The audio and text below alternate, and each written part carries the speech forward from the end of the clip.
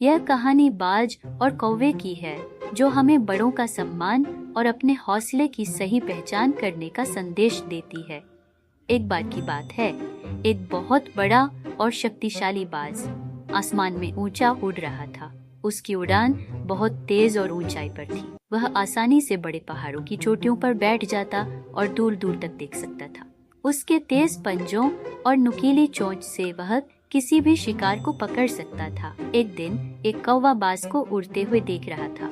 कौवे ने सोचा, यह बाज इतना ऊंचा उड़ता है, मैं भी ऐसा कर सकता हूँ। मैं भी बाज की तरह ही ताकतवर और ऊंचा उड़ सकता हूँ। वह तुरंत बाज के पीछे उड़ने लगा और कोशिश करने लगा कि बाज की तरह ऊंचाई तक पहुँच सके।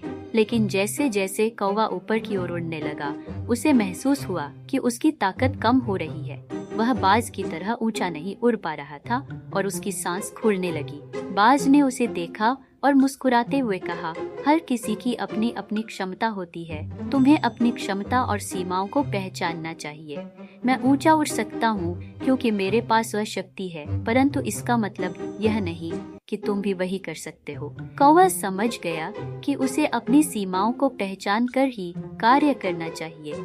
वह नीचे उतर आया और अपनी गति और चतुराई के साथ अपने जीवन को आगे बढ़ाने लगा। कहानी की सीख, हमें अपनी क्षमताओं और सीमाओं को समझना चाहिए। दूसरों की नकल करने की बजाय हमें अपने गुणों पर ध्यान केंद्रित करना चाहिए और वही करना चाहिए।